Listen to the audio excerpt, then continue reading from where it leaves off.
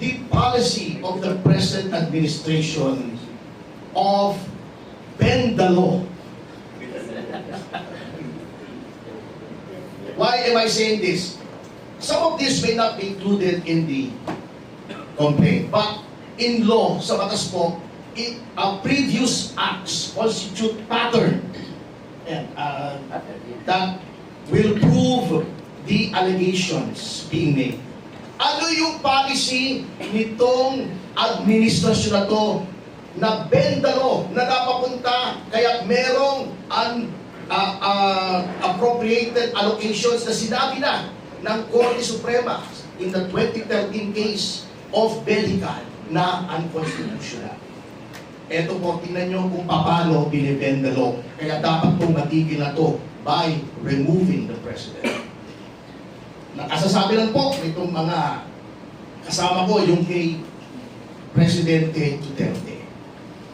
Ito pa, kung napansin nyo, even before that, for the first time in legislative history, mayroong committee hearing sa House wherein the council was physically prevented from advising his client. Ako yun, dun sa Quadcom.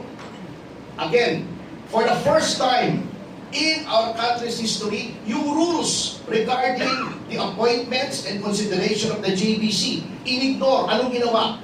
Pagka may kaso, di ba, hindi pwedeng consider ng JBC. Anong ginawa? Just for the case of Remulla, Boying Remulla, tinanggal yung rule na automatically docketed just to say na walang kasong docketed against Ombudsman Remulla para ma-appoint siya. Break the law na yun, hindi na bend the law yun.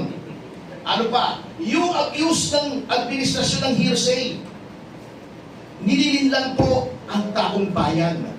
Ang hearsay po, sabi sa akin ni Jing, babaero daw, si General Garcia. Yun ang hearsay. Pinotektahan ko na nga si Jing. Kumalan pa kayo, magbihira naman kayo. Pero pag nakita ko mismo na ng bababae si Jing, ayan, binalik ko na kay Jing. Hindi po hearsay yun.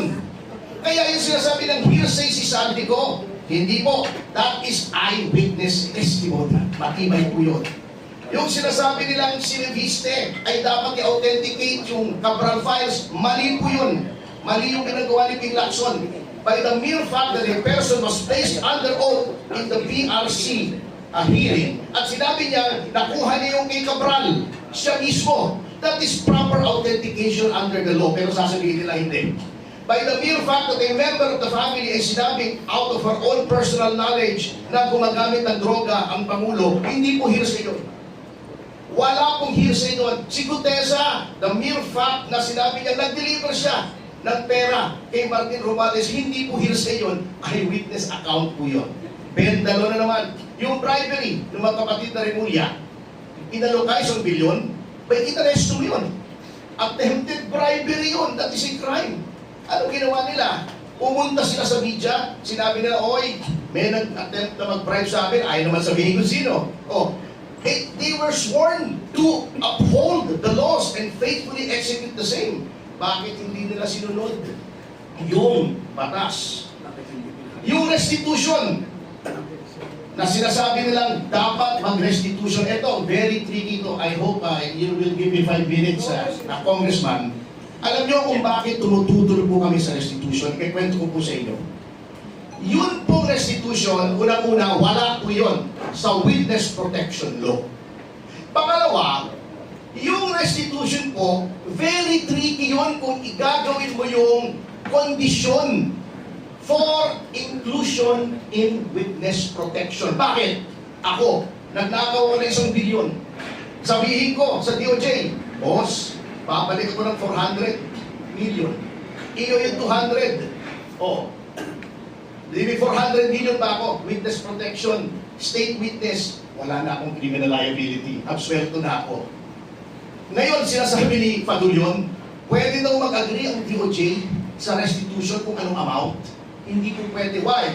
Allowing a person who stole from government to to keep part of the loot is a contract that is contrary to public policy and therefore null and void. Hindi po ako nagsabi niyan. Yan ay nasa civil code. Look it up.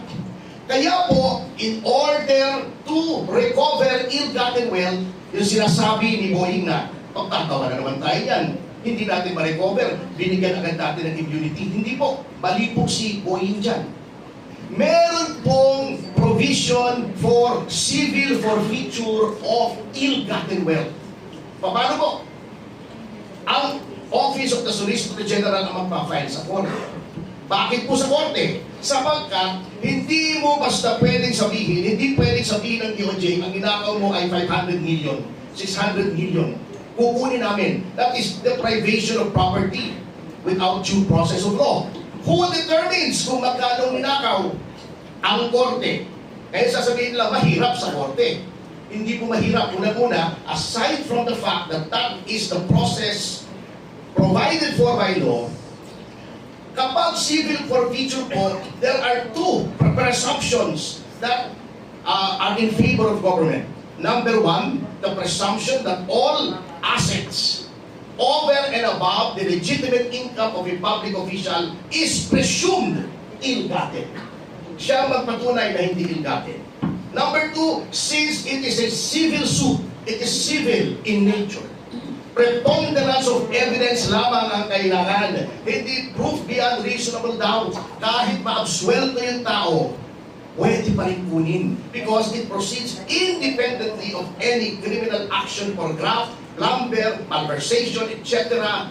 against the erring official. Kaya po sa korte, ang mangyayari pag sinali mo yung restitution sa pasok sa witness protection, that is fraught with the danger of graft and corruption. Magkakatawaran yan.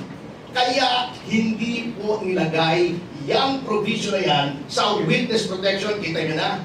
Pagkatapos, dinedefensa nila. Bakit? Gusto nilang, they want a piece of the action. O, di ba? Kita-kita nyo eh. Kung bakit, binibenta na naman yan. O, doon sa impeachment, benta na naman, kahapon lang. O, can you imagine?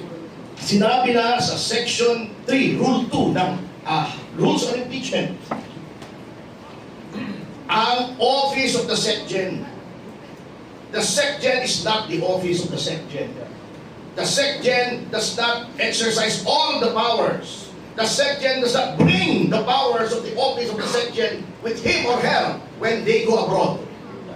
At fundamental po with any office, any office in government, kapag umaalis yung hepe, may OIC. Bakit ayaw tanggapin ni Atty. Momoy? Salonga. Momoy ba? Hindi, Momoy, di ba? Oo. Haifa? Okay, whatever. Hindi mo nakakuha yung, kasi namumutla kahapon kaya medyo hindi ko nanginginig eh. Okay, anyway. Tayo ba pa nag-file tayo sa hukuman ng kaso, kailangan nandun yung press? Kapag nag-file ba tayo ng appeal sa Office of the President, dapat nandun yung Pangulo sa Malacanang? O, bakit ito? Kapag nag-file ka, kailangan nandun yung Secretary General? Huwag naman, di ba? Ganun siya makapangyarihan. So, ito po ang pattern na gusto namin i-break. You cannot ignore the law. You cannot bend the law. You cannot keep violating the Constitution and the laws without facing the consequences. Because as President, lahat po yan, ikaw ang may command responsibility. Sabi nga ni Roosevelt, di ba?